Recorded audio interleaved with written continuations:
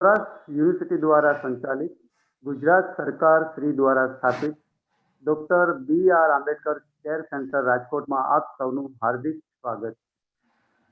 આજના 67મા મણકામાં જે સુગ્ન ભાવકો જોડાયા છે એ સૌને આંબેડકર કેર વતી હું ડોક્ટર દિનુભાઈ ચુડાસમા सादा आवकार આપું છું. आज हमारे बीच विपिन कुमार भारतीय जी है. मैं उसका थोड़ा सा परिचय भी देना चाहता हूँ. वो ONGC में इंजीनियर, प्रोडक्शन इंजीनियर है. काफ़ी बढ़िया काम कर रहे हैं और उसकी सही पहचान ये है कि वो आंबेडकर विचारधारा के मर्मज्ञ है. डॉक्टर BR आंबेडकर के जीवन दर्शन के बहुत अच्छे मर्मज्ञ आलोचक चिंतक भी है. उसकी कई सारी वीडियो यूट्यूब पे और उसके चैनल पे आप देख सकते हो और उसका सामाजिक उत्तरदायित्व भी अच्छा है. इतनी सारी जवाबदारी और सोशल एक्टिविटी के साथ भी विपिन भारती जी जुड़े हुए. अच्छे स्कॉलर है, बढ़िया वक्ता है और जीवन के साथ कमिटमेंट रखने वाले व्यक्ति है. हम उसे आज सुन सकते हैं. भारतीय संविधान से ही राष्ट्र निर्माण शक्य है और राष्ट्र निर्माण कैसे शक्य बना सकते हैं वो तो हमें आंबेडकर जी की विचारधारा के अच्छे मर्मज्ञ आदरणीय श्री विपिन भारती जी ही बताएंगे. मैं आंबेडकर चेयर की ओर से हमारे chairman Shri doctor professor Rajabhai Kathad की ओर से आपको विनती करता हूं कि आप अपनी बात रखें. आदरणीय श्री विपिन भारती जी. जी बहुत बहुत धन्यवाद. सर्वप्रथम तो अति प्रिय दीनू भाई चुड़ासमा जी जिनसे मेरी बातचीत हो रही थी और मैं सर्वप्रथम अपनी तरफ से आभार प्रकट करता हूं doctor Ambedkar chair Saurashtra university, उनकी पूरी एडमिनिस्ट्रेटिव कमेटी का और जो ये बेहतरीन प्रयास शुरू किया है उसमें जुड़े हुए हर एक सदस्य का आभार प्रकट करता हूं मैं अपनी तरफ से कि आप लोगों ने बड़ा ही सराहनीय कार्य शुरू किया है. मैं आप लोगों से काफी देर में इस सीरीज में जुड़ रहा हूं और काफी समय से, जब से 26 नवंबर संविधान दिवस था तो आप लोगों ने संपर्क किया. मैं बहुत आभार देता हूं, बट मैं क्षमा प्रार्थी भी हूं कि मैं बहुत देर में जुड़ा क्योंकि मैं खुद एक ONGC में कार्यरत हूं और जितनी भी डेट्स मिली वो सारी वर्किंग टाइम में थी तो मैं अनअवेलेबल था और मैं बिल्कुल क्षमा प्रार्थी हूं उस काम के लिए कि आप लोगों ने मुझे उस काम माफ किया और मुझे पुनः मौका दिया कि आज मैं अपनी बात रखूं. तो बहुत ज्यादा डिटेल में तो कहने का वक्त नहीं है क्योंकि एक बहुत ही संक्षिप्त समय है और उसमें मैं अपनी बात रखूंगा. मेरा उद्देश्य ये रहेगा कि जो आज का टॉपिक लिया गया है, भारतीय संविधान से ही राष्ट्र निर्माण संभव है, उसका एक उसकी रूपरेखा, उसके जो तत्व हैं, उसका जो सार है, उस तक मैं कोशिश करूंगा कि आप लोगों को उस गहराई तक ले जाने की का एक सफल प्रयास करूं.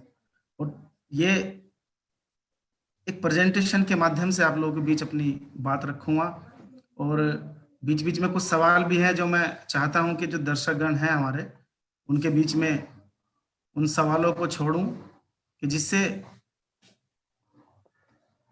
मुझे भी एक टू वे संवाद करने का बाद में मौका मिले.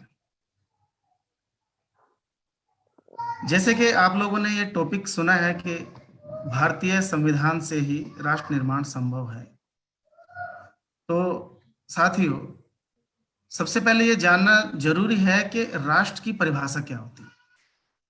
एक राष्ट्र एक्चुअली में, राष्ट्र किसे बोलते हैं, राष्ट्र की परिभाषा क्या है, क्या हम सही में एक राष्ट्र हैं या हमारा क्या स्वरूप है, ये चीज हमें जाननी जरूरी है. बाबा साहब का क्या विचार था जिस समय संविधान सभा में वो अपनी बात रख रहे थे, बाबा साहब ने क्या बोला भारत के बारे में, वो भी मैं आप लोगों को बताऊंगा. संविधान सभा के सभी सदस्यों के साथ जब संविधान बनाने की प्रक्रिया शुरू हो रही थी तो आप सभी जानते हैं, और मैं इस डिटेल में बिल्कुल नहीं जाना चाहता था कि बाबा साहब का क्या योगदान रहा है, किस तरीके से उन्होंने इस पूरे कारवां को, इस बहुत ही महान प्रयास को जमा पहनाया, कितने इन्होंने मेहनत करी, उन कार्यों को बताने बताने में भी समय अगर हम लगाते हैं तो हम उनके उद्देश्यों के प्रति न्याय नहीं करते, क्योंकि वो इतने महान है, उनको शब्दों में समेटा नहीं जा सकता। हमारा उद्देश्य आज के समय में ये होना चाहिए कि बाबा साहब और संविधान सभा के जितने भी सदस्य थे, उन्होंने जो भारतीय संविधान के तौर पर हमको एक जो डॉक्यूमेंट दिया है, अधिकारों का एक ग्रंथ दिया है, उसका उद्देश्य क्या था। जहां तक बाबा साहब की बात है कि राष्ट्र की परिभाषा क्या है, बाबा साहब ने संविधान सभा में बोला कि राष्ट्र एक भौगोलिक सीमाओं में बंधा हुआ एक भूभाग मात्र नहीं है। राष्ट्र उस भूभाग के अंदर रहने वाले जितने भी लोग हैं, उनके बीच में आपसी समन्वय, इंटरपर्सनल उनके रिलेशंस, उनके सांस्कृतिक, कल्चरल और सामाजिक संबंध, उनके बीच में एथिकल वैल्यूज और कॉमन कंसेंसस, उन सबको शेयर करता हुआ एक एक एक कॉमन कंसेंसस, जिसको हम हिंदी में कहेंगे एक सामूहिक चिंतन, ये जब निकलता है एक सभी भूभाग के अंदर रहने वाले लोगों का एक एक खास विचारधारा के, खास सोच के प्रति, तो हम कह सकते हैं कि वो सारे उस भूभाग में रहने वाले लोग एक राष्ट्र को रिप्रेजेंट करते हैं। तो बाबा साहब ने यही बात बोली। इससे पहले मैं आप लोगों को आगे डिटेल में जाऊं, बाबा साहब का एक फेमस कोट है, मैं आप लोगों के बीच रखना चाहता हूं इस प्रेजेंटेशन के माध्यम से। उन्होंने बोला है कि freedom of mind is the real freedom, a person whose mind is not free though he may not be in chain is a slave not a free man. ये मैं क्यों कहना चाह रहा हूं कि जो बातें मैं आप लोगों के बीच रखूंगा, मेरा आप लोगों से अनुरोध है कि पूर्णतः अपने दिमाग को ओपन करके तर्क की कसौटी पर हम उनको कसें, और अगर उसमें कोई मायने निकलते हैं, कोई तार्किक बात निकलती है, तो हम अपने जीवन में उतार कर हमारे जो महान लोग रहे हैं उनके उद्देश्यों के प्रति आगे बढ़े। तो ये बाबा साहब की बात बहुत लॉजिकल है, बहुत रेशनल है। हम इस बात से ही अपनी बात आगे शुरू करेंगे। बाबा साहब ने बोला कि हम एक राष्ट्र नहीं है। क्यों राष्ट्र नहीं है? क्योंकि भारतीय समाज पिछले कई हजारों सालों से अलग अलग क्षेत्रों में, भाषाओं में, जातियों, धर्मों में बटा हुआ है।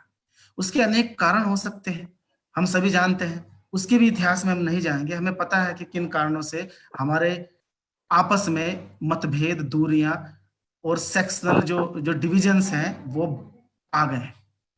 जातियों में पूरा समाज बट गया। 6,743 जातियां वो थी जो भारतीय संविधान जिस समय बनाने की प्रक्रिया में था।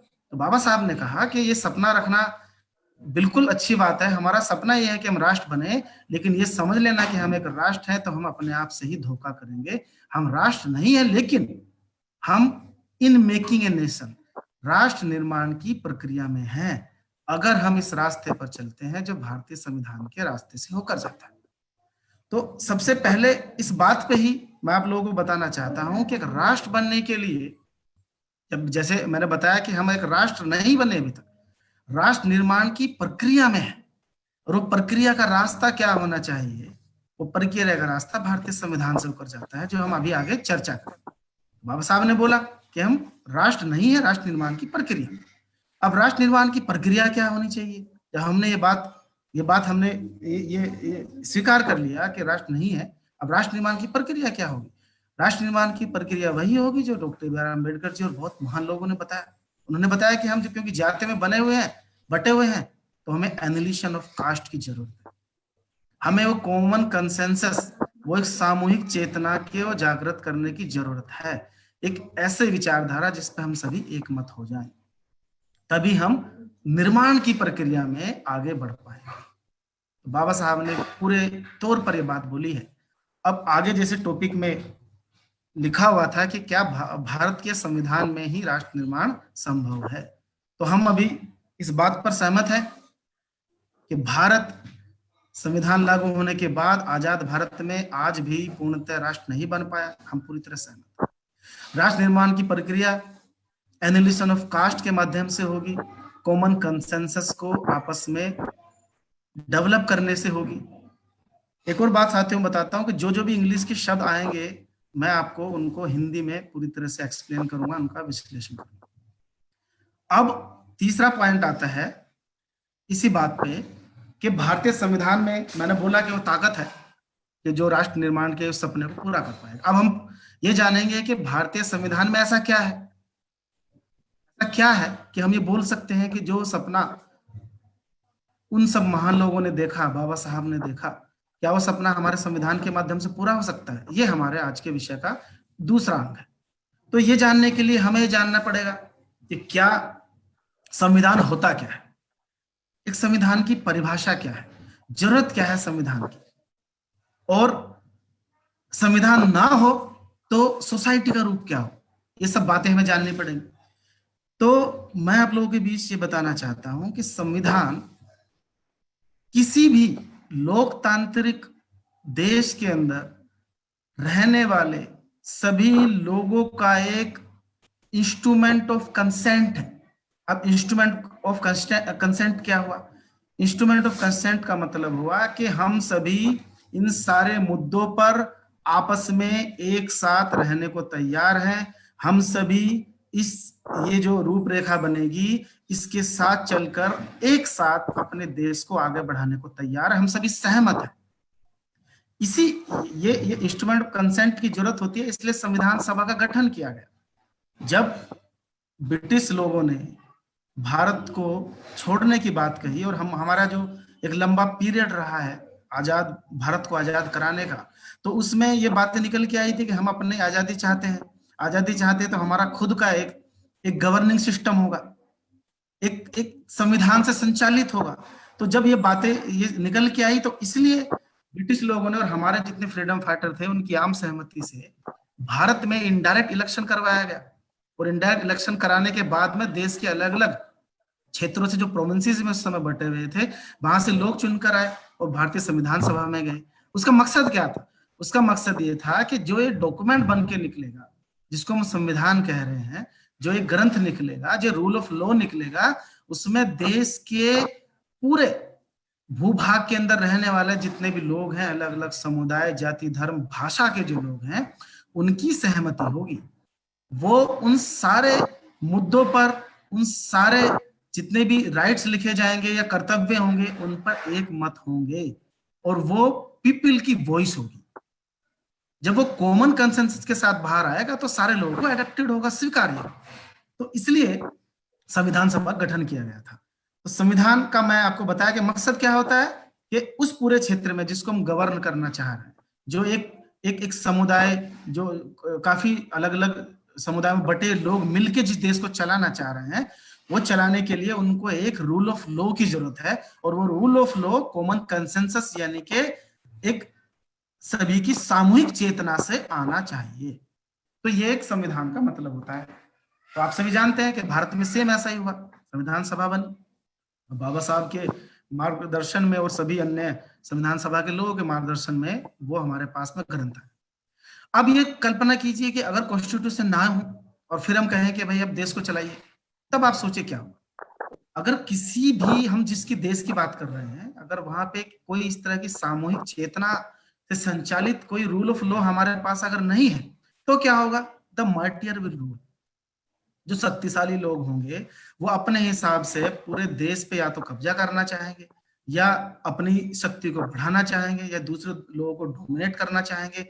आपस में लोगों का क्लैश होगा तो संघर्ष होगा। हम सभी जानते हैं किस तरह पिछले 2-3 हजार सालों में हमारे देश में कितने क्लैश हुए, कितने झगड़े, कितनी लड़ाइयां अलग अलग राजाओं में। ये एक बहुत नेचुरल सी प्रक्रिया है। तो एक सामूहिक चेतना डेवलप करने के लिए, कॉमन कंसेंसस के लिए जरूरी होता है कि संविधान हो। तो ये मैं बातें आप लोगों के सामने ये रखना चाह रहा था कि अगर हम अपने टॉपिक को गहराई से समझना चाहते हैं तो हमें ये जानना जरूरी है कि राष्ट्र क्या है और संविधान क्या है। संविधान ना हो तो क्या स्थितियां होंगी और संविधान होगा तो क्या स्थितियां पैदा होंगी। तो मैंने आपको बताया कि इंस्ट्रूमेंट ऑफ कंसेंट है, जो हमारे देश में संविधान सभा के माध्यम से सभी लोगों ने देश के अलग अलग क्षेत्र, भाषा, धर्म, संप्रदाय, रेस को रिप्रेजेंट करते हुए सभी लोगों ने उस समय जो भी बना, जो बेस्ट से बेस्ट बना, वो हमें दिया। अब हम आगे बढ़ते हैं कि जब संविधान नहीं होता उस स्टेट को क्या बोलते हैं। जैसे आपके सामने में प्रेजेंटेशन में आप देख पा रहे हैं कि डेमोक्रेसी और मोनार्की, उसको मोनार्कियल स्टेट बोलते हैं, या फिर एनार्की भी बोल सकते हैं कि अगर मोनार्की में तो राजशाही होगी, कोई एक राजा चलो बड़ा हो गया और राजा कंट्रोल कर सकता है पूरे देश को, लेकिन पीपल वॉइस नहीं होगी, अपने मन से चलाएंगे। मोनार्की के अलावा भी अनार्की एक स्टेट होती है जहां पे अराजकता जिसको बोला जाता है, वहां भी रूल ऑफ लॉ प्रिवेल नहीं करता। जो लॉ ऑफ लैंड है वो प्रिवेल नहीं करता, वो अराजकता फैल जाती है, लोग आपस में क्लैश करते हैं। तो इसलिए संविधान की जरूरत है। अब हम अपने अगले पॉइंट पे आते हैं। हमारा अगला पॉइंट यह है कि एक सिटीजन ऑफ कंट्री जैसे हम हैं भारत में, हमारे लिए बेटर क्या है। आपके सामने मैंने इतनी सारी बातें रखी, तो सीधी बात है, कोई तर्क की इसमें ज्यादा जरूरत नहीं है कि हमारे लिए संविधान रूपी एक रूल ऑफ लॉ से संचालित एक न्याय व्यवस्था ही बेटर है। उसमें जाएंगे तो जितने भी लोग देश के अंदर रहते हैं उनमें एक सामूहिक चेतना विकसित होगी, उनके अंदर विश्वास पैदा होगा, सभी के साथ न्याय होगा। इसलिए हमें संवैधानिक व्यवस्था के माध्यम से ही हम आगे बढ़ सकते हैं, और हमारे देश में हुआ। 70 साल हो गए हमारे देश में भारतीय जो व्यवस्था है भारतीय संविधान के हिसाब से चल रही है। हम आगे जाएंगे कि और ऐसे से क्या क्या गुण है हमारे संविधान में जो इसको राष्ट्र, जो हमारे भारत को राष्ट्र बनाने का जो सपना है हमारे महान लोगों का, बाबा साहब का, इससे पहले जितने महापुरुष हैं, वो ऐसे से क्या गुण है कि एक राष्ट्र हमारा बन सकता है। तो आप ये जानने के लिए हमें पढ़ना पड़ेगा हमारे देश का प्रीमेबल क्या बोलता है। आप सभी प्रीमेबल पढ़े हैं, और अभी संविधान दिवस के ऊपर संविधान दिवस मनाया जाता है प्रीमेबल पढ़ने के लिए। ये एक शासनादेश भी है कि सभी इसको पढ़ें और समझें। तो मेरा मकसद समझाने का है। आप लोगों ने पढ़ा होगा, एक छोटी सी इस पर लुक मार लेते हैं, और जो कुछ कुछ इंपॉर्टेंट शब्द हैं मैं आप लोगों के सामने हल्का हल्का एक्सप्लेन करूंगा, क्योंकि ये पूरे जो हमारा आज का टॉपिक है, मैं चाहता हूं कि हल्का सा आउटलुक आप लोगों के दिमाग में, जहन में बात पूरी तरह से आ जाए कि आज का हम जो जो उद्देश्य है वो पूरी तरह हम उसके साथ न्याय किए। तो ये है हमारा प्रीएम्बल कि we the people of India having solemnly resolved to constitute India into a sovereign, socialist, secular and democratic republic and to secure to all its citizen justice, liberty, equality, fraternity। ये इसमें important जो ये 6-7 शब्द आए, इन सभी शब्दों को हम सभी अलग अलग माध्यम से पढ़ते हैं। तो मैं आपके सामने ये बात रखना चाहता हूं कि इनका एक्चुअल मीनिंग क्या है। और साथियों, बड़े ही गर्व और कॉन्फिडेंस के साथ मैं आपको बताना चाहता हूं कि अगर हमारे देश का नागरिक प्रियम्बल को भी अच्छे से, प्रस्तावना को पूरी तरह समझ जाए, तो भारतीय संविधान का जो सार है, जो एसेंस है, जो उसका मकसद है, वो समझ में आ जाएगा। और मेरी जो बात है, जो मैं बोला कि राष्ट्र निर्माण के लिए संविधान ही एकमात्र विकल्प है, आप उससे सहमत हो। सोवरेन का मतलब यही हुआ कि आज के बाद में हम पूरी तरह से इंडिपेंडेंट हैं अपने हर एक तरह के निर्णय लेने में, देश की सीमाओं के अंदर, देश की सीमाओं के बाहर। हमारे देश के राजनीतिक, आर्थिक, सांस्कृतिक जो भविष्य होगा, वो पूरी तरह निर्णय लेने का पूरा पूरा अधिकार देश के लोगों को है। ये सोवरेन एक कंट्री वही मानी जाती है जो पूर्णतः से इंडिपेंडेंट हो। दूसरा, सोशलिस्ट जो इसमें जोड़ा गया बाद में अमेंडमेंट करके, इसका अर्थ यह होता है कि देश की जो सामाजिक व्यवस्था है, जो देश की पॉलिटिकल व्यवस्था है, जो शासकीय व्यवस्था है, वो सामाजिक न्याय के सिद्धांत पर चलेगी। अब इसमें बाद में कई सारे थॉट आते हैं, कुछ लोग बाद में कैपिटलिज्म बोलते हैं कि वो अच्छा है, कुछ कहते हैं सोशलिज्म अच्छा है। लेकिन जैसे मैंने आपको बताया कि जब 1947 में संविधान बना, तो एक इतनी ज्यादा विविधताओं से भरा हुआ, इतने ज्यादा असमानताओं से भरा हुआ हमारा समाज रहा है कि उसको अगर हम सभी लोगों के लिए न्याय की व्यवस्था का इंतजाम हम संविधान में नहीं करेंगे, तो बड़ा ही स्वाभाविक है कि मार्टियर लोग, जो कमजोर वर्ग है, उनका अपने हिसाब से शोषण कर सकते हैं। तो इसमें मैं आपको बताऊंगा कि दोनों में से क्या व्यवस्था बहुत अच्छी है। सोशलिस्ट का अभी अर्थ बताता हूं। यही अर्थ है कि जो स्टेट के रूल करने के जो सेक्टर्स होते हैं, उनमें से जो इंपॉर्टेंट सेक्टर है, एजुकेशन, हेल्थ और अदर जो इंपॉर्टेंट सेक्टर्स होते हैं पॉलिटिकल व्यवस्था में, वो स्टेट के कंट्रोल में रहेंगे, शासन के कंट्रोल में रहेंगे, जिससे वो सभी लोगों को बराबर तरीके से, न्यायपूर्ण तरीके से उनको उनके विकास के लिए स्टेट कार्य कर सके। अब स्टेट का मतलब क्या हुआ? स्टेट का मतलब सिंपल सा है, गवर्नमेंट या जो शासकीय व्यवस्था है, जो गवर्निंग सिस्टम, स्टेट उसे बोलते हैं। अब आगे एक सेक्युलर शब्द आता है।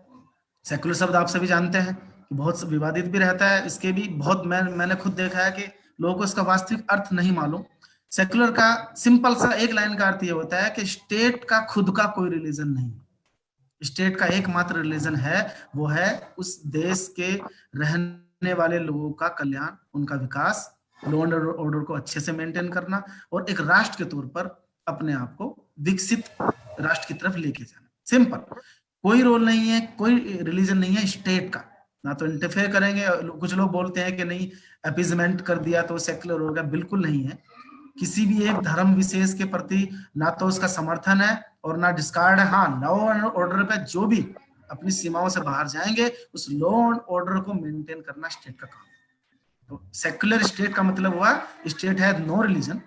और जो बात आपको मैं बोल रहा हूँ, ये हमारे माननीय अटॉर्नी जनरल साहब ने भी एक बार यूएनओ में अपनी यही डेफिनेशन रखी थी।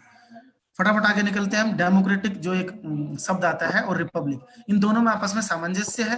एक डेमोक्रेसी सिंपल एक वे ऑफ जो आप शासन व्यवस्था चुनते हैं उसका मतलब होता है, और रिपब्लिक का मतलब होता है उस शासन व्यवस्था का जो हेड होगा वो जनता द्वारा चुना गया होगा। क्योंकि मोनार्कियल डेमोक्रेसी भी हो सकती है, जैसा आपने देखा होगा ब्रिटेन के अंदर डेमोक्रेसी तो है, लोगों ने अपनी शासन व्यवस्था चुनी है, लेकिन उनका जो हेड है, स्टेट का हेड है, वो मोनार्कियल चल रहा है। हमारे यहाँ रिपब्लिक स्टेट रखा गया है, उसका जो elected head of the state होगा। जैसे राष्ट्रपति हमारे यहाँ इलेक्शन से चुने जाते हैं। डेमोक्रेसी में शासन व्यवस्था के जो गवर्निंग सिस्टम है, जो गवर्नमेंट है, वो तो हम चुनते ही चुनते हैं। जो सबसे ऊपर बैठे हैं स्टेट के हेड, वो भी हम इलेक्शन से ही चुनते हैं। और एक और इम्पोर्टेंट बात रिपब्लिक के अंदर कहने वाली है, जो हमारे संविधान में दी गई है, कि संविधान के अंदर जो अधिकार हैं वो दो तरह के अधिकार किसी भी सूरत में नहीं लिए जा सकते। जैसे फंडामेंटल राइट बहुत सारे ऐसे हैं जिनको किसी सूरत में नहीं लिया जा सकता। दूसरी बात, हम सभी जानते हैं कि देश में बहुत सारे सेक्शन जो मेजोरिटी में है और बहुत सारे सेक्शन ऐसे हैं जो, तो कुछ ऐसे फंडामेंटल्स और ह्यूमन राइट्स हैं जो हमें इंश्योर करने पड़ेंगे, क्योंकि हम रिटर्न कॉन्स्टिट्यूशन दे रहे हैं। हमें करने पड़ेंगे कि ये अधिकार तो किसी भी सूरत में नहीं ले सकता स्टेट, तभी तो वो शांति और न्यायपूर्ण व्यवस्था बनी रहेगी। तो रिपब्लिक में वो जो माइनॉरिटी के कुछ राइट्स हैं उनको जो इलेक्टेड गवर्नमेंट भी किसी भी मेजोरिटी कंडीशन में नहीं छीन सकती, नहीं तो वो अन्यायपूर्ण हो जाएगा और वो इसके वियोलेशन में चला जाएगा कॉन्स्टिट्यूशन। आगे आप सभी जानते हैं जस्टिस, लिबर्टी, इक्वलिटी, फ्रेटर्निटी, ये इतने इंपॉर्टेंट शब्द है। बाबा साहब ने ये बोला है कि अगर एक बहुत ही बेहतरीन न्यायपूर्ण शासन व्यवस्था बनानी है, एक राष्ट्र को अगर आगे विकास करना है, एक समाज को समृद्ध बनना है, तो ट्रिनिटी बोला है बाबा साहब ने इनको, कि ट्रिनिटी जो है लिबर्टी, इक्वलिटी, फ्रेटर्निटी, इनको अपनी शासन व्यवस्था में अपनाना पड़ेगा। लिबर्टी का मतलब यही होता है स्वतंत्रता। आप पढ़ सकते हैं क्या क्या स्वतंत्रता हमको मिली है। इक्वलिटी समानता, समानता हर एक तरह की है, आपको आगे बताऊंगा कि इक्वलिटी का एक्चुअल मीनिंग क्या हुआ। और फ्रेटर्निटी, सभी लोगों में आपस में भाईचारा होना चाहिए, ये फ्रेटर्निटी का जो है अर्थ है। तो जैसे मैंने आपको बोला था कि अगर प्रिंसिपल को भी हम बहुत अच्छे से समझ जाएंगे, तो साथियों इसमें 1% भी रत्ती भर ये गुंजाइश नहीं बचेगी कि हम ये पूर्णतः विश्वास कर लें कि भारतीय संविधान में ताकत है कि हम अपने देश को विकसित राष्ट्र बना पाए। जैसा मैंने आपको वही मैंने आपको लिखा, कैन वी से नाउ कि our constitution can make us a nation. ये मैं आप लोगों के ऊपर छोड़ता हूँ कि आप लोग मुझे जवाब देंगे, इसमें बाद में माध्यम में आपको बताऊंगा कि क्या हम अभी बोल सकते हैं। अब आगे हम बढ़ते हैं। जो ये डेफिनेशन मैंने आपको बता दी है सोवरेन सोशलिस्ट की, कि क्या हमारे संविधान में जो दिए गए हैं ये वर्ड्स, इनका क्या मीनिंग है और कितनी सोच समझ तरीके से इन सब शब्दों को पिरोया गया है। आगे बढ़ते हैं। अब बहुत इंपॉर्टेंट बातें जो संविधान के बारे में है आप लोगों के बीच में रखना चाहता हूं कि अपने आप में तो अच्छा है ही है, क्योंकि दुनिया के लगभग हर एक कंट्री के संविधान को उस समय जब बाबा साहब के पास जिम्मेदारी थी, उन्होंने पढ़ा, और उसको पढ़ने के बाद जो हमारी सोसाइटी, जो हमारे अपने देश के लोग हैं, उनके साथ सबसे बेहतर तरीके से कौन कौन से वो राइट्स है, कौन कौन से वो रूल्स हैं जो हमारे लिए जस्टिफिएबल हैं, जो हमें न्याय देंगे, जो राष्ट्र के तौर पर हमारे लिए अच्छे हैं, उनको संविधान में डाला है। तो आप समझ सकते हैं कि बहुत सारी चीजों से बेस्ट निकालकर सिंथेसिस करना कितना बड़ा काम। अक्सर आप लोगों के बीच में भी एक बात आई होगी, कुछ लोग ऐसा बोलते होंगे, अरे ये तो उधर से ले लिया, उधर से ले लिया। अरे मैं उनसे बात कहना चाहता हूं कि इक्वलिटी अगर हम अपने कॉन्स्टिट्यूशन में डालना चाहते हैं तो उसका कोई सिनोनिम क्या होगा? इक्वलिटी को इक्वलिटी ही कहेंगे। हमारा उद्देश्य था कि हम इक्वलिटी देना चाहते हैं, संविधान सभा का उद्देश्य था equality of status and opportunity, liberty उनका देने का उद्देश्य था, लिबर्टी को लिबर्टी तो कहा जाएगा। तो हमने अपने उद्देश्य के हिसाब से दुनिया के सारे जो संविधान बड़े बड़े जो उस समय थे उनमें से स्टडी करके भारतीय संविधान में डाला गया है, क्योंकि हम सभी जानते हैं कि हमारा देश में कितनी सारी जातियां, कितनी सारी सामाजिक आर्थिक असमानताएं हैं, किस तरीके से इसको बांध के बिना किसी आपसी मतभेद के, बिना किसी आपसी बहुत ज्यादा टकराव के एक सुनियोजित तरीके से आगे बढ़ा जाए, कितना बड़ा टास्क था उस समय। आप इस पे विचार करके देखिए कि इतने सारे एक एक आम आदमी के लिए, या फिर हम वैसे भी सोचें कि 4 लोगों को भी आम राय में एक मत करना कितना बड़ा टास्क होता है।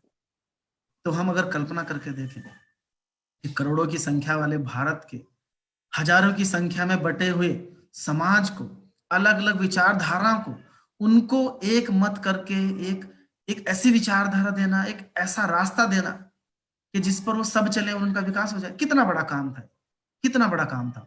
तो वो सारा करके उन्होंने हमें दिया।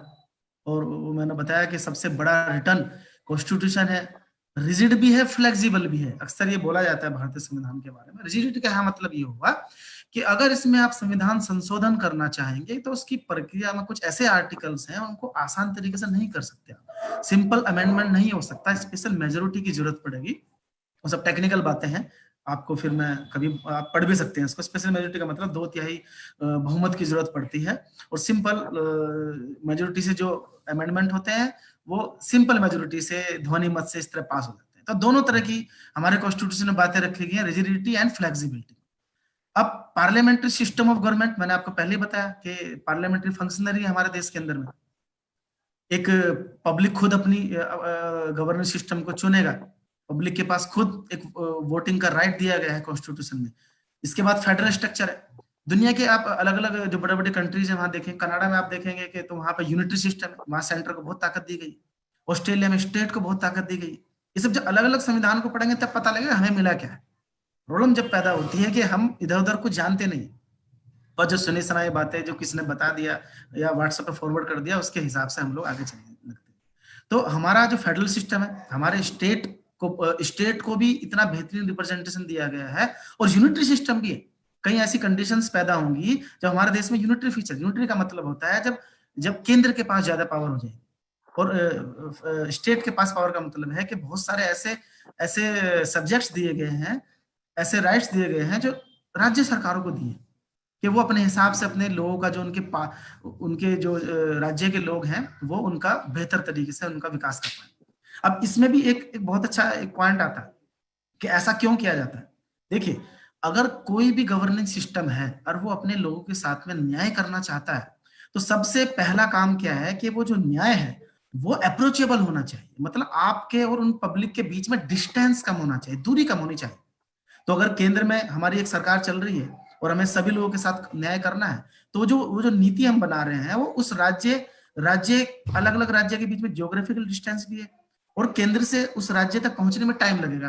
तो इसलिए ये गवर्नेंस सिस्टम है, न्याय बढ़ाने के लिए डिसेंट्रलाइजेशन का कंसेप्ट है, मतलब फेडरल सिस्टम का कंसेप्ट है कि कुछ ऐसे जो डायरेक्ट इंपैक्ट डालते हैं, जैसे एजुकेशन हो गया, हेल्थ हो गया, वहां की एग्रीकल्चर हो गई, वहां के लैंड हो गए, वो डायरेक्ट इंपैक्ट डालते हैं।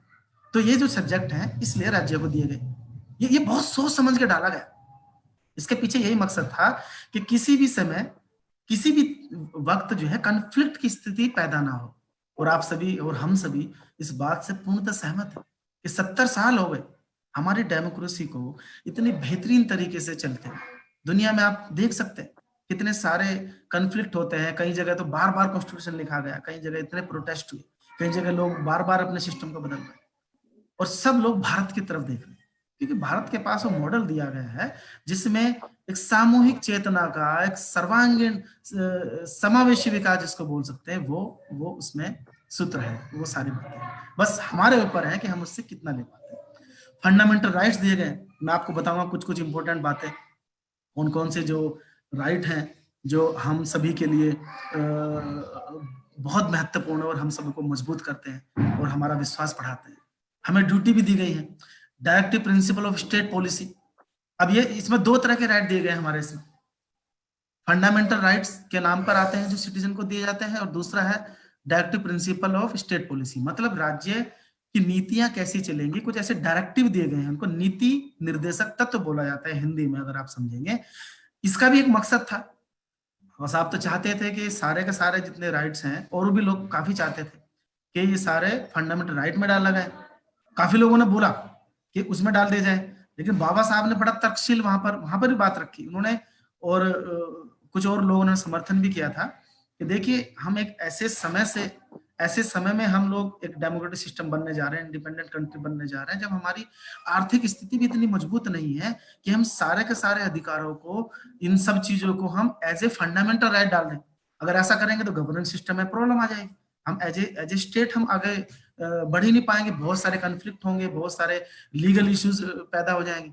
तो हम ऐसा करते हैं कि जो एकदम से ह्यूमन राइट है, जो पूरी तरह से न्यायिक व्यवस्था को चलाने में बहुत जरूरी है, वो फंडामेंटल होंगे, लेकिन कुछ जो बाकी तरीके से हमारी जो गवर्निंग सिस्टम कैसे चलेगा, वो नीति निर्देशक तत्व के नाम पर directive principle of state policy, जो आर्टिकल 36 से लेके 52 तक 51 तक आते हैं, हम उनमें डाल देंगे और राज्य को ये निर्देश देंगे कि आपको जो अपना शासन व्यवस्था चलानी है, इनको ध्यान में रख के चलाना।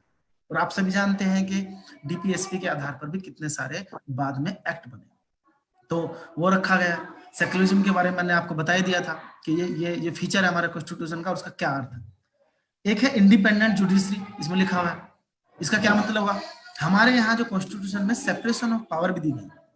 अब आप खुद ये सोचिए कि अगर, इससे पहले ये जानना जरूरी है कि हमारे देश की जो गवर्निंग सिस्टम है, जो डेमोक्रेटिक फंक्शनिंग है, उसमें कितने अंग हैं, ये भी हमें समझना पड़ेगा। तो 3 अंगों में मेजरली जो बांटा गया है पूरी शासकीय व्यवस्था को, आप सभी जानते हैं, लेजिस्लेटिव जिसको आप विधायिका बोलते हैं, एग्जीक्यूशनरी जिसको आप कार्यपालिका बोलते हैं, हम सब कार्यपालिका बोलते हैं, और जुडिशरी न्यायपालिका बोलते हैं। इन तीनों के तीनों जो अंग हैं, ये बेहद खूबसूरत बात मैं आप लोगों को बताना चाह रहा हूं कि इस तरीके से संविधान में इनको पिरोया गया है कि कोई भी अंग अपने आप में पूरी तरह से इंडिपेंडेंट नहीं है और इंडिपेंडेंट भी है। मतलब जहां जहां जरूरी है वहां पे सेपरेशन ऑफ पावर दिया गया है।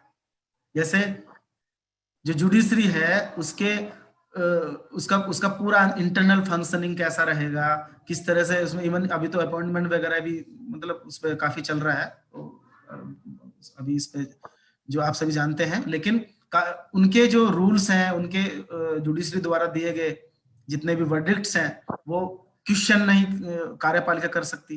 कार्यपालिका जो है अपने जो लेजिस्लेटिव विधायिका है, वो सदन के अंदर में जो बातें रख रहे हैं उन पे न्यायपालिका नहीं कोई भी क्वेश्चन कर सकती। इस तरह का संतुलन बनाया गया है, लेकिन कोई भी अंग अपने आप में इंडिपेंडेंट नहीं। कोई ये नहीं बोल सकता कि मैं आपसे सुप्रीम, कोई ये नहीं बोल सकता। बहुत बार ये सवाल निकल के आता है कि भाई विधायिका सुप्रीम है, पार्लियामेंट सुप्रीम है, और या ब्यूरोक्रेसी है, जुडिशरी, ऐसा बिल्कुल नहीं है। हमारे देश की जो शासकीय व्यवस्था है, हमारे देश की जो संवैधानिक व्यवस्था है, उसके हिसाब से देश के अंदर जो भारतीय संविधान है वही सभी की पावर का स्रोत है। इनकेस अगर कभी भी कोई कन्फ्लिक्ट की बात पैदा होती है तो उसका इंस्पिरेशन कहां से लिया जाएगा, सॉल्यूशन का संविधान से लिया। तो हमारे देश में, और संविधान है इसका मतलब पीपल की वॉइस, जो उस समय सभी लोगों में जो इंस्ट्रूमेंट ऑफ कंसेंट हुआ था, जो आम सहमति बनी थी, वो आम सहमति वही सुप्रीम है। उसी को देखकर सभी अंगों को अपना काम करना, ये हमारे ये संविधानिक व्यवस्था की बड़ी खूबसूरत बात है। अब सभी लोग इस पर संतुष्ट रहते हैं कि बिल्कुल संविधान ने हमें ये अधिकार दिया है, और इस बात को आप समझ सकते हैं। अब मैं वो 2-4, क्योंकि समय बड़ा कम है और बहुत बड़ा वास्ट ये टॉपिक है, और मैं चाहूंगा कि अगर कभी फिर मौका मिलेगा तो मैं आप लोगों को और डिटेल में दूंगा, बट अभी जो है मकसद उसको मैं पूरा करना चाहता हूँ। कुछ ऐसे टॉपिक बीच बीच में आते हैं हमारे बीच में, जिन पर 1-2 लाइन में आपके बीच रखना चाहता हूँ। उनका मकसद क्या है, उनका मतलब क्या था, और लोगों में किस तरह से भ्रांतियां फैली। भारतीय संविधान में मैंने आपको बताया फंडामेंटल राइट दिए गए हैं। आर्टिकल 13 से लेके आप 35 तक पढ़ेंगे तो उसमें equality before law, equal opportunity to all, उसके बाद एम्प्लॉयमेंट में, और आपका जो एकेडमिक इंस्टीट्यूशन में, वहां पे स्टेट कोई डिस्क्रिमिनेट नहीं कर सकता, आर्टिकल 15-16। आप 17 में जाएंगे, जो अनटचेबिलिटी है उसको पूरी तरह से खत्म करने की बात संविधान में की गई है। तो अनटचेबिलिटी केवल स्पेसिफिक सेक्शन के साथ नहीं है, ऐसी जो पूर्णतः विचारधारा जो डिस्क्रिमिनेट करे, जो वैचारिक तौर पर एक समाज से दूसरे समाज में मतभेद पैदा करे, वो सारी विचारधाराओं को संविधान ने पूरी तरह से उसको डिस्कार्ड किया है। ये हमें समझना चाहिए। और उसके बाद आप पढ़ेंगे फ्रीडम, राइट टू फ्रीडम मिला हुआ 19 में, तो इस तरह डिटेल में है, उनमें नहीं जाऊंगा। जो इंपोर्टेंट बात मैं आपको बताना चाह रहा हूँ वो है कि रिजर्वेशन का जो एक शब्द उसमें आता है, अक्सर लोग इस बात से कंफ्यूज रहते हैं कि ये इसका एक्चुअल मतलब क्या है और संविधान में किस तरह से दिया है। तो साथियों, रिजर्वेशन एक शब्द के तौर पर अगर देखा जाए तो संविधान में कहीं भी यूज नहीं हुआ। जैसे मैंने आपको पहले ही बताया कि जिस समय संविधान सभा बनी उसका मकसद क्या था, क्या मकसद था उसका मकसद था कि देश के अंदर जितने भी समुदाय हैं, जितने वर्ग हैं, रेस हैं, रिलीजन है, उन सभी की कॉमन कंसेंसस आए, उनकी आम सहमति आए। वो किस पे आएगी? जब सबको अधिकार मिलेगी, जब सबको भागीदारी मिलेगी, तभी तो आम सहमति बनेगी। तो वो आम सहमति बनी और उसी ग्राउंड पे रिप्रेजेंटेशन का कंसेप्ट हमारे संविधान में दिया गया है। ये रिप्रेजेंटेशन है कि देश के सभी सेक्शंस को रिप्रेजेंट करना होगा। और इसकी ये क्यों करना होगा? अभी एक आप ही से एक सवाल है मेरा कि अगर आप एक गाड़ी को चलाना चाहते हैं, उस गाड़ी के 4 पहिए हैं, चारों पहियों में जब बराबर हवा होगी तभी तो गाड़ी दौड़ेगी। या फिर आप बोले एक परिवार है, उसमें 10 लोग रहते हैं, एक परिवार में 10 लोगों में से एक किसी व्यक्ति को मैं बहुत अधिकार दे दूं, एक को ना दूं, तो क्या वो परिवार डेवलप कर पाएगा? तो ये हमारा देश भी एक फैमिली की तरह है। उस फैमिली में जो गवर्निंग सिस्टम होगा, जो उसका सोशल, इकोनॉमिकल, पॉलिटिकल मॉडल होगा, उस मॉडल में सबकी वॉइस चाहिए। वो सबकी वॉइस आएगी तभी वो एक राष्ट्र के तौर पर आगे बढ़ पाए। ये बात हम सबको समझनी चाहिए। और अगर इस पे नहीं चलेंगे ना, जैसे वो 2 पहियों से गाड़ी नहीं चल सकती, ऐसे देश भी नहीं चलेगा। अगर रिप्रेजेंटेशन को डिनाई किया जाएगा लंबे समय तक, तो देश में फिर वही केओस की स्थिति पैदा होगी। यही सोच समझ के ये न्यायिक व्यवस्था हमारे संविधान में दी गई है। अब वो भी सिंपल ये लिखा हुआ है कि वो backward class of citizen, article 16 जब आप पढ़ते हैं, वो बैकवर्ड क्लास ऑफ सिटीजन जो इनएडिक्वेटली रिप्रेजेंटेड है, अर्थात जिनका पर्याप्त रूप से रिप्रेजेंटेशन नहीं है, उन सभी को रिप्रेजेंट कराने के लिए स्टेट को कोई रोक नहीं सकता। स्टेट को ये पूरी तरह अधिकार दिया गया। सिंपल सी बात। और अगर हमारी खुद की देने की इच्छा आ जाए तो ये हमारे लिए बहुत बड़ा सपोर्ट है, बहुत बड़ा। क्या नहीं है? और देने की इच्छा का मेरा मतलब यह है कि हम चाहते हैं कि राष्ट्र तरक्की करे, सभी को हम सामूहिक तौर से बढ़ाने की बात करेंगे, तो बिल्कुल नहीं डिनाई करें, बिल्कुल इस पर सवाल नहीं उठेंगे। सभी लोग आएंगे, हाँ भाई बिल्कुल सही बात है, आइए हम सब मिलकर तरक्की करते हैं। बहुत पॉजिटिवली इसको देखा जाएगा। लेकिन डिबेट किसी और दिशा में लोगों ने चला दी। रिजर्वेशन ये है, रिजर्वेशन ऐसा था, जिनको ये नहीं आता पढ़ना, जिनका मार्क्स कम है, इस तरह से मतलब इस तरह की बातें चला चला के जो रिप्रेजेंटेशन का कंसेप्ट है उसको डायल्यूट किया गया। तो आप आज मैं इस टॉपिक के माध्यम से, जो मुझे मौका मिला आपके बीच, एक बिल्कुल पुरजोर तरीके से कहना चाहता हूँ। और आपसे मेरा यह अनुरोध भी है कि जो असली भाव है वही जनता तक ले जाइए। असली भाव भागीदारी का है, और आप सभी, हम सभी जानते हैं कि बिना भागीदारी दिए कोई भी सिस्टम गवर्न नहीं कर सकता। तो ये रिप्रेजेंटेशन का कंसेप्ट हमारे संविधान में दिया गया है, और हम तो चाहते हैं कि हर एक वर्ग को रिप्रेजेंटेशन मिलना चाहिए, आगे बढ़ने की पूरे मौके मिलने चाहिए। इकोनॉमिक मॉडल जो मैं शुरुआत में बात कर रहा था आपसे कि सोशलिस्टिक वर्सेस कैपिटलिस्टिक, ये बड़ी एक चर्चा का विषय बन जाता है। तो साथियों, जिस तरह की हमारी जो सामाजिक संरचना है, जो पॉलिटिकल और इकोनॉमिकल हमारा देश का मॉडल है, इसमें बहुत सारे डाइवर्जेंस हैं, बहुत सारी विविधताएं हैं, और डिस्क्रिमिनेटरी मॉडल रहा है। तो इस चक्कर में बहुत सारे 90-80% पीपल हैं जो जो जो मेन स्ट्रीम से, मुख्य धारा से कट गए। तो अगर आपको उनको उठाना है तो कहीं ना कहीं कुछ कुछ ऐसे आपके सेक्टर होने चाहिए जो गवर्नमेंट कंट्रोल में रहे। इसलिए ये सोशलिस्टिक जो पैटर्न की बात की गई थी। हालांकि इस बात पर मैं मुझे बहुत गर्व होता है बाबा साहब के ऊपर, जब संविधान सभा में इस पर चर्चा हो रही थी और ये सोशलिस्टिक उस समय डालने की बात करी, बाबा साहब ने बोला कि संविधान अपने आप में सोशलिस्टिक है, आप उसको उसी रूप में लागू कर दीजिए, कोई दिक्कत नहीं। और मैं अपने आने वाली जनरेशन को ये नहीं दिशा देना चाहता कि वो क्या तय करे। सामाजिक न्याय जरूर होना चाहिए, लेकिन फिर भी उन्होंने ओपन रखा। इसलिए रखा था कि जो गवर्नेंस सिस्टम है, जो डायरेक्टिव प्रिंसिपल स्टेट पॉलिसी और फंडामेंटल राइट के हिसाब से चलेंगे, अपना आप सामाजिक न्याय होगा। और जो मुख्य कुछ सेक्टर्स हैं जिनको कोर सेक्टर बोला जाता है, वो स्टेट के नियंत्रण में रहे, स्टेट न्याय करता रहे, कभी क्लैश पैदा नहीं होगा। तो वो कौन से सेक्टर है जो सोशलिस्टिक पैटर्न पे चलने चाहिए? जैसे आप स्टार्ट करेंगे तो एजुकेशन हो गया, हेल्थ हो गया, आपका सैनिटेशन हो गया, आपका कम्युनिकेशन हो गया, डिफेंस, इस तरह के मिनरल्स हो गए, ये इस तरह के की सेक्टर 6-7 की सेक्टर हैं जो हमेशा, मेरा ये मानना है और ये संविधान सभा के लोगों का भी यही मानना था कि वो कहीं ना कहीं एक शासकीय नियंत्रण में रहें जिससे न्याय कर पाए। तो ये इस डिबेट पे मैं यही कहना चाहता हूँ। रही बात कैपिटलिक पैटर्न की, पूरी तरह से मार्केट ड्राइवन होता है, वहां पे स्टेट का कंट्रोल नहीं होता, कंट्रोल नहीं होता तो फिर न्याय करने की उतनी ज्यादा स्थिति पैदा नहीं होती, बहुत संभावनाएं हैं कि कमजोर वर्गों के साथ अन्याय हो। तो मेरा ये मानना है, और जो हमारा देश चल भी रहा है पिछले काफी सालों से, मिक्स मॉडल हमारे देश के लिए बहुत अच्छा है, जो भारतीय संविधान ने उसको उस तरह से दिखाने की कोशिश भी की है। इसके बाद कास्टलेस वर्सेस क्लासलेस की बात आती है। तो भारतीय संविधान को अगर हम सही तरह से अपना लेंगे तो साथियों एक भारतीयता की भावना डेवलप होगी और देश का केवल एक ही समाज होगा, वो भारतीय समाज होगा। आप लोग मेरा नाम भी पढ़ते होंगे तो मेरा खुद का नाम भी मैंने विपिन कुमार भारतीय लगाया है। भारतीय इसी सोच के साथ लगाया कि ना कोई शैक्षणिक और ना कोई क्षेत्रीय पहचान है, केवल एक ही पहचान है, वो भारतीय पहचान है। ये संविधान हमें ये इस बात को आदेश करता है।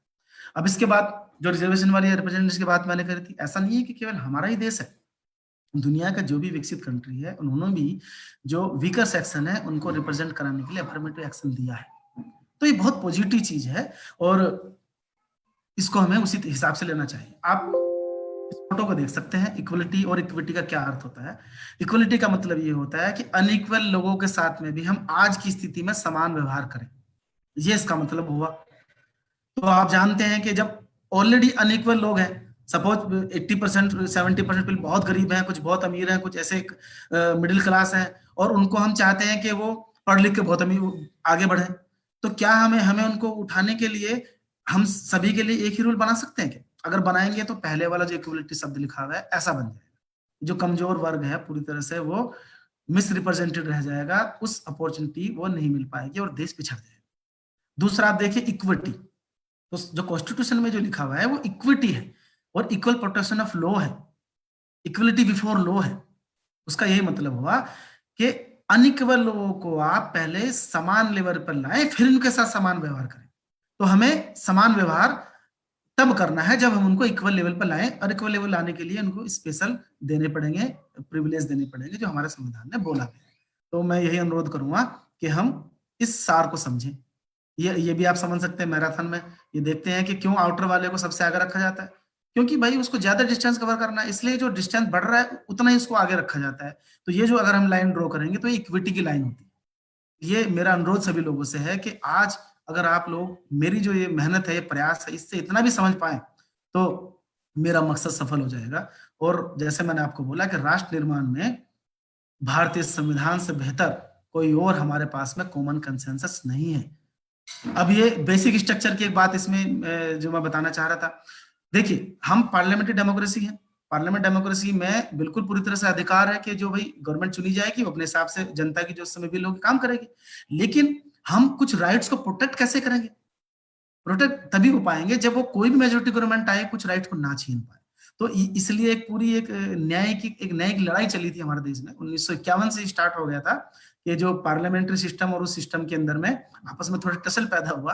तो कुछ कुछ ऐसे वर्डिक्ट आए हैं जिन वर्डिक्ट्स में ये डिसाइड हुआ कि कोई बेसिक स्ट्रक्चर होगा देश का, जिसको मूल मूल स्वरूप मूल भावना बोलेंगे, जो उस हमारे देश की जो उद्देश्य है जो संविधान का उसको पूरा करेगा, उसको कोई नहीं बदल पाएगा। वो आपके सामने है, सुप्रीमेसी ऑफ कॉन्स्टिट्यूशन है, डॉक्ट्राइन ऑफ इक्वलिटी है, वो बिल्कुल किसी कंडीशन में नहीं लिया सकता। सेक्युलर नेचर हमारे देश का कोई मेजोरिटी गवर्नमेंट नहीं ले सकती। और ये 1973 में जो केशवानंदा भारती केस आया उसमें बेसिक स्ट्रक्चर की डेफिनेशन हमारे सामने आई। अभी हम इसके हिसाब से चल रहे हैं, 13 जजों की जो बेंच थी।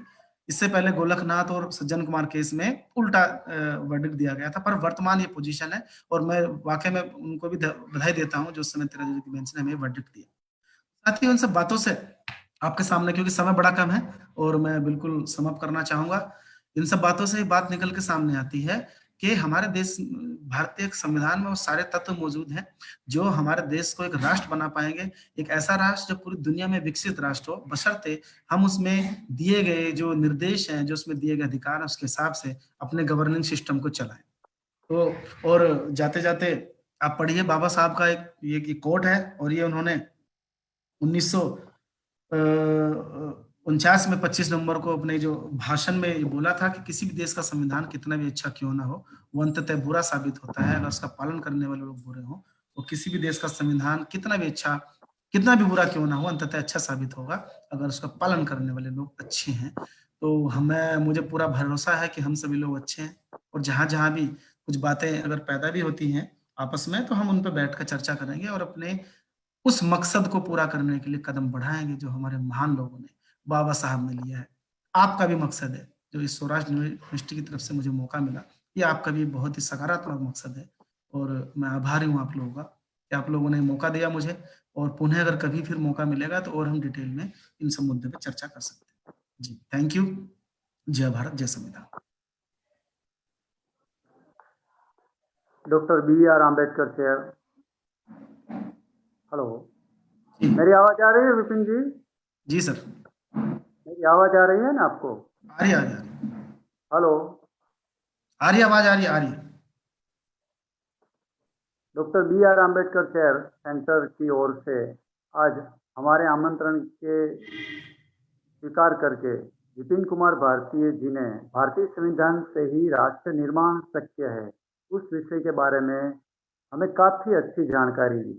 बाबा साहब के जीवन के बारे में आपने काफी बताया, और बाबा साहब का जो जीवन था उसमें एक बात केंद्र में थी कि मैं पहले भारतीय हूँ और अंत में भी भारतीय हूँ।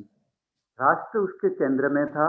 राष्ट्र निर्माण की बात बाबा साहब के जीवन का मकसद था, और इसीलिए बाबा साहब ने ऐसा संविधान का निर्माण किया जिसमें राष्ट्र निर्माण पहले आता हो, और राष्ट्र निर्माण के साथ मानवता का भी निर्माण हो, ह्यूमैनिटी का भी डेवलपिंग हो। ऐसा अद्भुत संविधान डॉक्टर बी आर आम्बेडकर ने दिया। कितने देशों का उसने संविधान का अध्ययन किया, और बाद में काफी अच्छी अच्छी जो बातें थी वो हमारे संविधान में बाबा साहब ने रखी, और वो रखी नहीं पर उसके अच्छे अच्छे नियम बनाए। काफी पावरफुल एडमिनिस्ट्रेटिव आदमी थे बी आर आम्बेडकर, और दुनिया के जो कानून का जो उसका सटीक अभ्यास था, और वो अभ्यास का जो अमृत था वो बाबा साहब ने भारतीय संविधान में निचोड़ दिया था। तो विपिन जी, आपने पहले राष्ट्र क्या है, राष्ट्र कैसे निर्माण हो, समाज में संविधान की भूमिका क्या है, और भारतीय संविधान के जो विशेषताएं थी वो विशेषता आपने खूब अच्छी तरह निभाई, बताई, और उसका पालन कैसे करना है वो भी आपने बता दिया है। और आपका जो ये अभ्यास है रेफरेंस के साथ काफी बढ़िया अभ्यास है, और आपकी प्रेजेंटेशन अच्छी थी, आपकी आवाज अच्छी थी, और जो आपने बातें रखी, इसलिए सौराष्ट्र यूनिवर्सिटी आम्बेडकर चेयर की ओर से, हमारे चेयरमैन श्री प्रोफेसर डॉक्टर राजा भाई काथड़ की ओर से, सौराष्ट्र यूनिवर्सिटी की ओर से, हमारे सभी सुनने वाले सूक्ष्म श्रोताओं की ओर से, हम बी आर केयर सेंटर के स्टाफ की ओर से आपके बहुत शुक्रिया अदा करते हैं। आपके हम ऋणी हैं सर। और हम आपने बोला है कि कभी तो हम आपको दोबारा भी ऐसी कोई मेमोरियल व्याख्यान श्रेणी आएगी तो याद करेगी, और यहाँ से आप दूसरा भाग जोड़ देना जो आप रह गया हो वो। जी, जी, और जी, आपका बिल्कुल। बहुत शुक्रिया सर। जय जय नहीं, गरवी गुजरात। आप लोग का प्रयास बहुत सराहनीय है, और निश्चित तौर पर ये जो सकारात्मक कार्य है ये देश को आगे लेके जाएगा, मुझे पूरा भरोसा है। कहीं थैंक पे यू। भी बदलाव जब होते हैं तो उसमें केओस भी होता है, आपसी मतभेद भी चलते रहते हैं, बट जी, हमारा बिल्कुल जी मकसद बहुत हमारे अच्छा है। हमारे तो क्या है विपिन जी कि जो बाबा साहेब आम्बेडकर की जो विचारधारा है उसको ऐसे सब लोगों के पास जो उसकी मधुरता है, उसकी पॉजिटिविटी है, जो संविधान में अच्छी अच्छी बातें हैं, उसका जो पुरुषार्थ है बाबा साहब का, वो कोई वाद विवाद ना हो और बिल्कुल, सूक्ष्मता से लोगों तक पहुंचे, वो हमारा बिल्कुल, वे है, वो हमारा मार्ग है। और इसी बिल्कुल, मार्ग से हम हमारे केयर सेंटर काम कर रहे हैं, और आपने भी बढ़िया सहकार दिया। आपने ऐसी बातें रखी जो राष्ट्र निर्माण की हो, जो मानव निर्माण की हो, इसलिए आपका बहुत बहुत शुक्रिया। आप थैंक सबको यू। जय जय गरवी गुजरात, वंदे मातरम, जी, नमस्ते, थैंक यू। बहुत बहुत बहुत सब